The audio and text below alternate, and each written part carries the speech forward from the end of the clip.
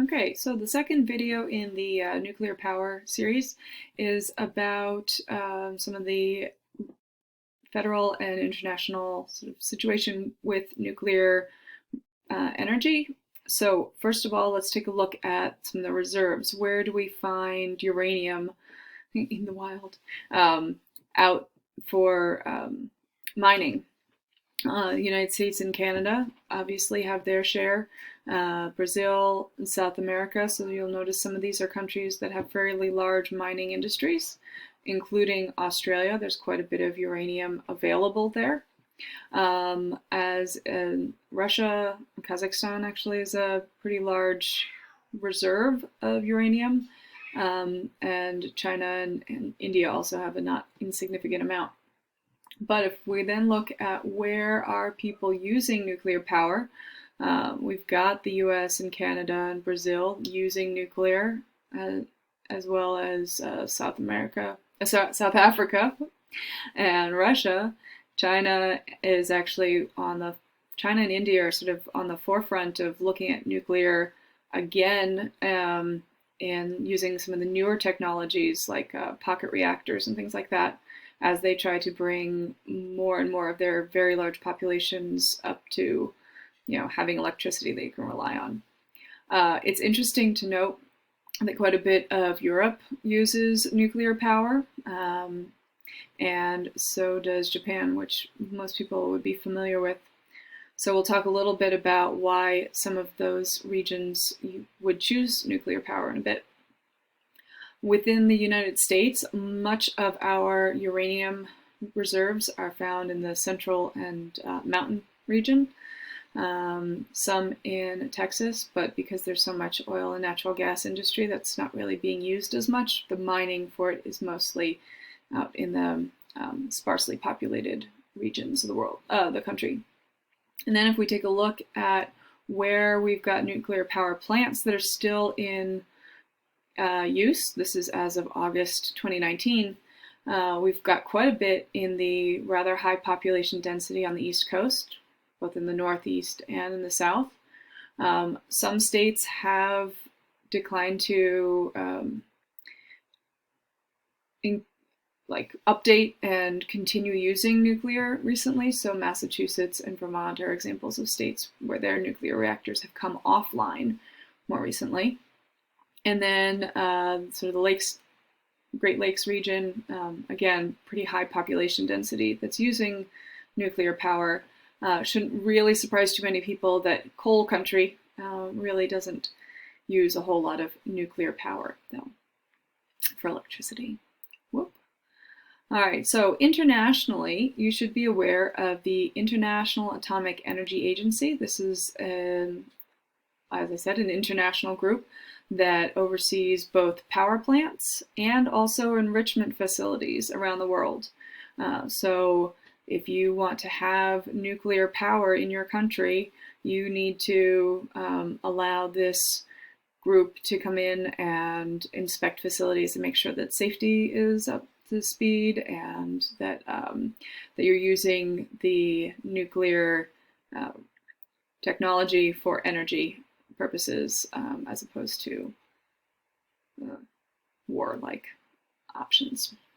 All right, so why would countries want to be using nuclear power?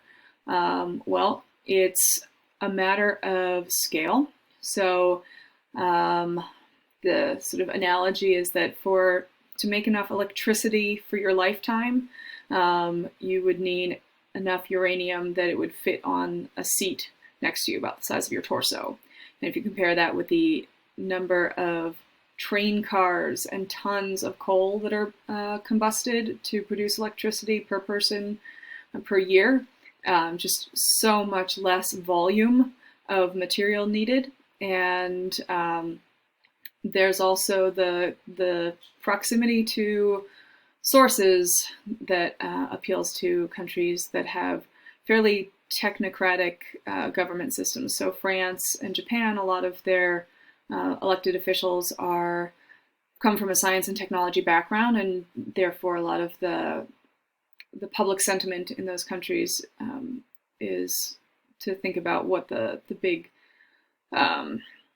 pollution and strategic resources are, and to consider that, whereas not every country wants to go the same route, right? So if we take a look at some of the pros and cons of nuclear power, there's plenty of it because we need so little per person. And when you